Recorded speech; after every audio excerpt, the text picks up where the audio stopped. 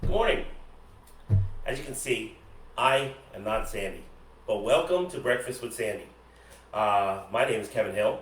I'm one of Sandy's colleagues, Master Advisor and Director of Training at CEO Warrior.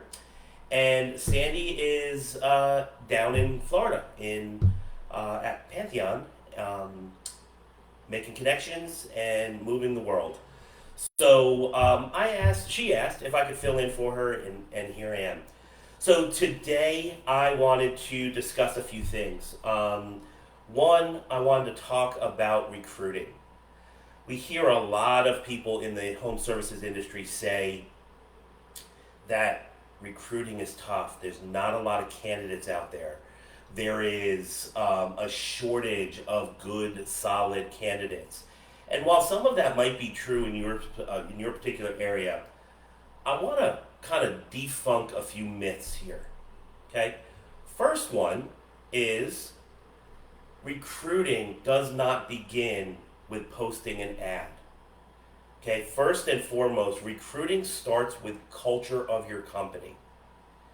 Do you have an organization that someone actually wants to work for? Do you have happy employees? Do you have people referring others to your company?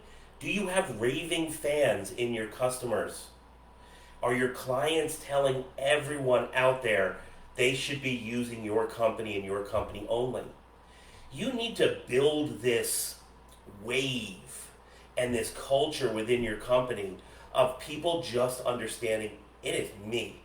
It is our company that people want to come work for my organization because of the culture and because our clients are raving about us. I have done a ton of interviewing in my career, had a 17-year career in recruiting, both headhunting and staffing, worked for some very large organizations in the staffing industry, worked my way up through there, and I can tell you one thing. Interviewing is this much of hiring. Okay, finding the right candidate, absolutely. Asking the right questions, 100%. And I'm going to get into that quite a bit. But first and foremost, you have to have a culture that people want to work for. So do you have that? Ask yourself that question. Do I have a culture that people want to come work for? Do I have open communication? Do I have consistent communication? Do I have a painted vision, core values? Everyone in my company are able to understand and look and see and be able to repeat them. So that's a start, very small start. But that's where you start seeing culture. Do you take care of your employees? Do they love, honor, and respect you? Okay? Those are the first couple of questions, but you need to build that house that people want to live in. Okay, so that's the first step, is take a hard look at whether or not you have a culture that someone wants to come work for. Do you have a company that provides a good living experience, earning experience, work-life balance, all those things? Look, we're in home services. We know work-life balance is one of those things that we say and then we roll our eyes, right? Because there's a lot of hours put into home services. If you're in the trades and you're working 30-something hours a week, well, there's something interesting there. Maybe that's where you are. Maybe that's what you're doing. I get that, all that. But fact of the matter is, you should be able to provide an opportunity for people that they want to come work for you. You give them a good earning opportunity. You provide clear instruction, expectations. And yes, anyone that knows my story here, I will talk about clarity, alignment, and accountability here in a minute. But building a great culture, that's first. Finding and attracting the right candidates. How do we do that? There's not enough candidates out there. No one wants to do this. Well, again, having a culture that people want to come. When my previous experience with a home services company, right before I came to work for CEO Warrior, we had people who would knock on our door and want to come interview. I never had. I had ads out. I was working my own quote unquote magic in recruiting, but we had people knocking on our door saying, "Hey, can I interview with your company? I've heard great things." I met one of your guys in the parking lot, at the gas station, at the supply house. They said, I have to come work here. I have to interview. We had that at our previous company. People were literally knocking on the door, and someone on the team would come say, "Hey, Kev, do you have a minute to interview so and so?" They just showed up. Loved that. That is something, and I'm not patting myself on the back for doing that, but that's because we built a great culture and people want to come work for us, and we had happy employees referring people. Okay, so finding the right candidates, you might be right.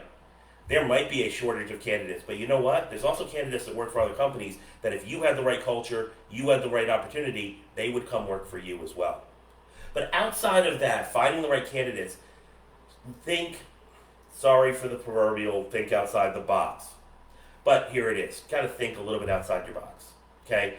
Think a little bit outside of the traditional, I put an ad out and I sit and wait. No, you have to be out. You have to have referral cards. Each one of your employees running around town should have a card that says, please come work for us, or something along those lines. Flip it over, QR code on the back. Get something that allows you to say that you understand what is happening, what is going on with your company, that why I should come work there, right? Go to the supply houses, go to the trade schools, go to the local areas, farmers markets, flea markets, anywhere that's a non-traditional place. Walk around. When you're sitting there and you're at Home Depot, you're at a restaurant with your family, look around.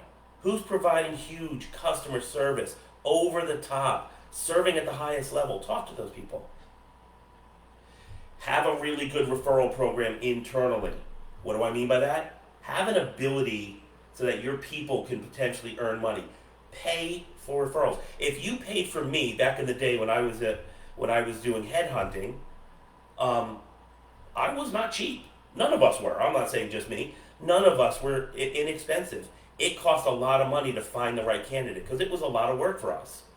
The sourcing, the interviewing, the disqualification, the offer and counter offers, and having all those conversations. We did all that for the employee. It costs a lot of money.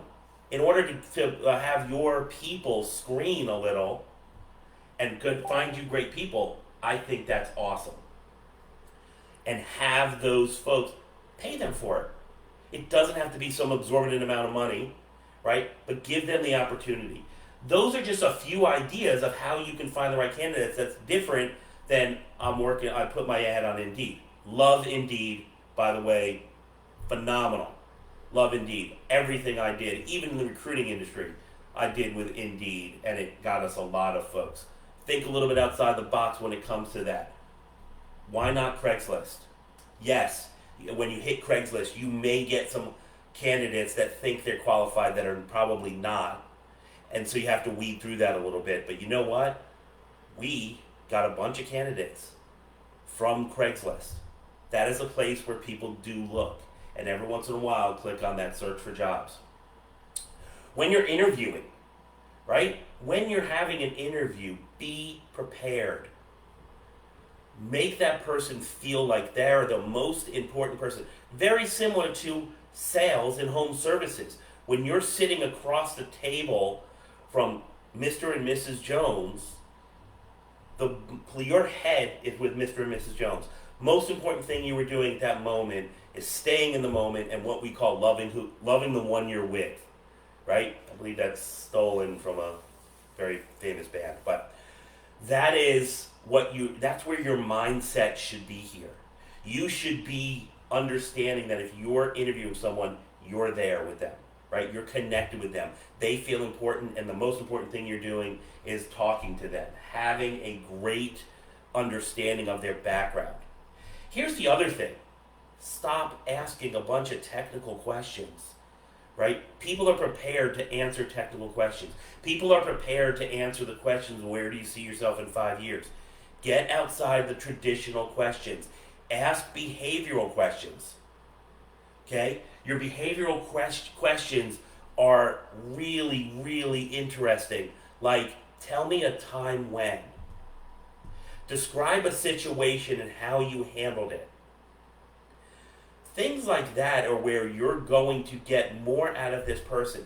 And pay attention when you ask a question. What do I mean by that? Active listening is an actual true skill. And it's because it's a skill, it takes practice. So when you're actively listening, ask a question. Don't continue to think about the next question you're going to ask. Ask a question and listen. Even better, watch body language. Okay? You will find that people who are being telling you what they think you want to hear have a certain body language. They're not sitting upright. Okay? They're typically looking away, looking down, looking up. There's an entire psychology about this that within this short period of time I don't have time to go into. But there is a psychology. How do they sit? What are they doing with their legs? Are their legs bouncing up and down because they're nervous? These are all things, just like poker players call them tells. Okay? But those are things you look for. When you finally find a good candidate, offer them an acceptable wage. I get so concerned with our clients that tell us, oh, well, the person wanted X amount of dollars, but I offered them lower and they accepted the job. That makes me nervous. Why? Because you asked that person to come below what they asked. Now, some people come with unrealistic expectations. I fully understand that. But have a good communication back and forth. Set your expectations at the interview. Right? If your company has core values, bring core values right to the table. These are our core values. This is our painted vision for our company. This is the company that potentially you would be joining. Is this acceptable to you? Here are the expectations of this position that you're applying for. Can you accept that? Don't tell the person what you think they want to hear so you can fill a role, get a person in a van just so they can be excited.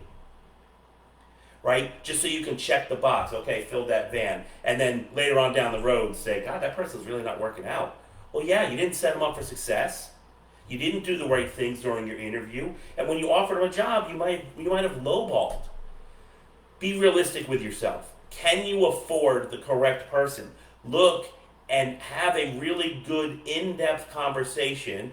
Highly suggest my colleague Jason to look at your P&L and look at your profit and loss. Where can I afford someone? How can I afford someone? What do I need to do in revenue to afford this really good person? But don't shy away from it just because the person tells you a number that's higher than you were thinking. If they're worth it, do what you can to see if you can figure it out. Here's another one. Similar to culture is where this where this recruiting thing starts. The next thing is you have a person show up day one. Have a plan. Not having an onboarding plan, you might as well not have offered the person a job. What are they doing day one through day, call it 20, 30, 90, right? What are they doing on day one? When they walk in the door, how do they feel? Do they feel welcomed? Do they feel like you were prepared for them? You have a plan for them? Because I don't care who they are. I'm super excited to go start my new job. Hey mom, hey dad, hey spouse, hey friend, I'm so excited to go work for this company. And then as they're walking in, they're thinking about their safety net they left. Maybe their bad situation, maybe they truly are exciting. But they walk in and someone greets them and says, who are you? What are you doing here? Right? Doesn't meet them with, I made it very clear to our team that when we had people interviewing, we had people starting, there had to be an onboarding, there had to be, when they walked in, I mean, I was lucky, our culture at our previous company, a lot of people were met with a really nice smile. We always had fantastic people sitting towards the front of our building that were really, really nice, said hello to everyone, offered them a drink, coffee, water, what have you, and met them with a smile. Better yet, meet them with a first name. Hello, Michael. Hello, James. Hello, Sandy. Thank you for coming in today. Thank you for starting with us, and congratulations on joining our family. Something even along those lines, right? Get that person to come in and feel welcome, right? Have a pad and paper because the expectation is you're going to be taking a whole bunch of notes, right? If you do uniforms, which I highly suggest, have a couple of shirts right? Let them feel like they're part of the team already. And there's one thing that I learned from CEO Warrior was a first day dollar letter, or first dollar letter. Okay? What does that cost you? Pretty simple. It's in the name. $1. There's a template that we use. Let this be the first dollar you earn with us. Literally in an envelope, sitting with the person. Now I know some people even do flowers and cookies and sitting at the desk where that person is going to be. Whatever your pleasure is for doing that, that's awesome. But that dollar letter, having someone open a letter, and even better yet, if you could handwrite it, that would be fantastic. Get little compliment cards. Get little cards for people that say, I'm so happy that you're here. Welcome to our family. And have people leave these cards, these little tiny index cards, or better yet, have them made up with your logo on them. Use those. I'm kind of looking around to see if I have one at my desk, because we use these quite a bit at CEO Warrior, and they're phenomenal. When was the last time you wrote a handwritten note? When was the last time you got a handwritten note? No, even better. It feels good to get a handwritten note. Even though that's old school, right? Everyone wants text, right? Handwritten note, welcome to our team, so excited you joined, right? You sit down, that person knows what's going on. Now that's just initial. Then have a plan. Who are they sitting with? Who's training them? Minute by minute, hour by hour, day by day, that person has a plan. They know you were planned for them and that you have their best intentions for setting them up for success. So have an onboarding plan. Me and my colleagues work with a lot of people. When they hire them, they just show up, and you know what the plan is? Hey, go ride with that service expert. Go ride with that technician. Good luck. And that's day one. Person's just kind of standing there. All right? So you got to be kind of careful about that. Have a really good onboarding plan. When you're talking about what's going on with the job, good morning, James Bliss. When you're going on with the job and you're telling someone in the interview process, right? You're going to have clarity, alignment, and accountability. Clarity around expectations of the job. What's going to be expected of you? Alignment. Why do we do it, and what are your resources? Okay? Who are the people you can go to when you have questions? Right? So clarity, here's what's expected of you. Alignment, here's how you get it done.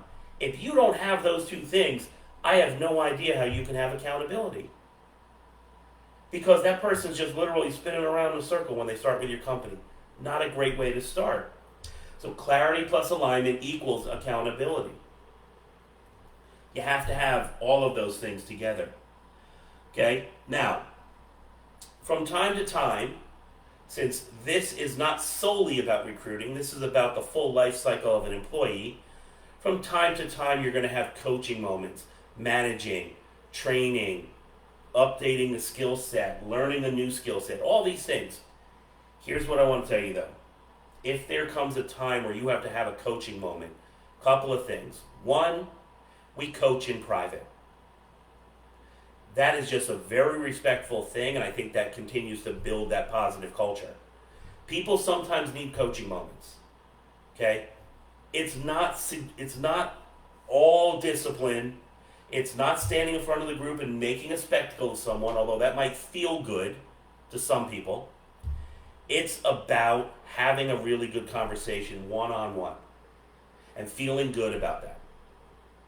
Coaching them up. Our job as leaders, owners, operations managers, critical managers in companies, especially in the home services, is to manage those people up, right?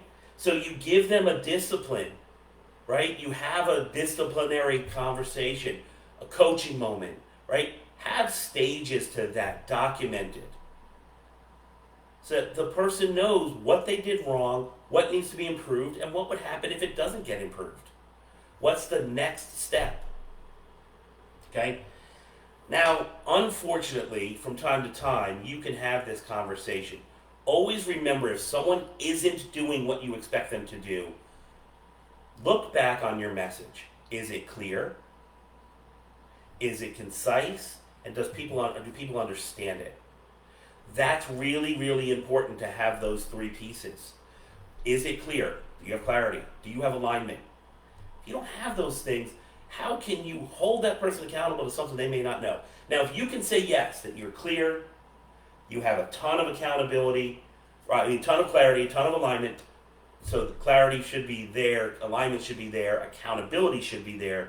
If you have all that, and this person still is just not doing what you're asking them to do, maybe they don't understand the why, but you've had that conversation, they say they understand the why, it's not a skill set, it's not an action set, maybe it's not a mindset, but we fixed all those things. You get to the point where, unfortunately, that person may not be a fit for your company anymore. Okay? And I jokingly, you've heard me if you've been in any trainings with us, you've heard me say, that's promoting to the competition. Okay? But what does that really mean? You're actually giving that person an opportunity to go work somewhere else. Right? In the recruiting world, that's firing someone. Okay?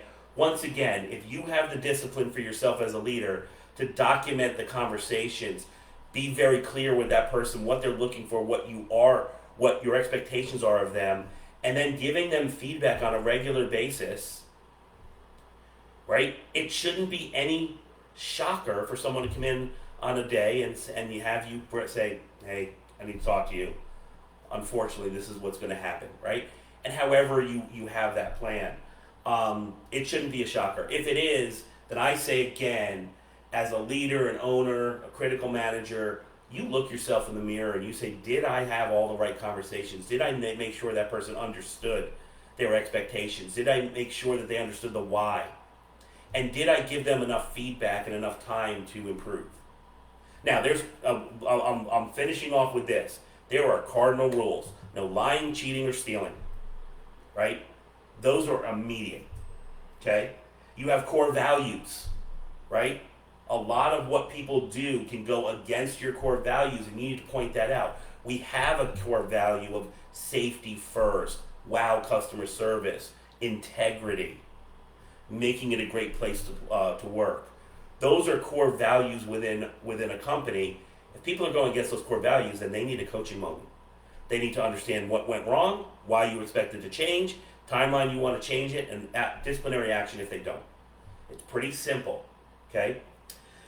But unfortunately, from time to time, you have to actually ask these people not to come back to your company and give them the opportunity to go shine somewhere else, right? We're in a business where we need to count on the leads that we bring in, the money that we spend to get good leads, or we're handing them off to people that are going to follow standard operating procedure and process that we've put in place for our company.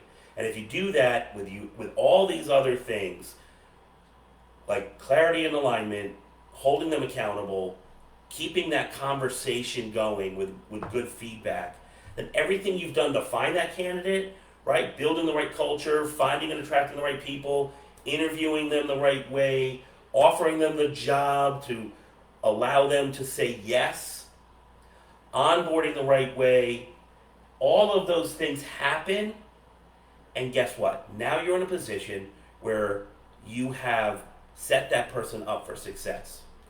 So that's what I wanted to talk about this morning. Again, thank you for spending, about 24 minutes with me.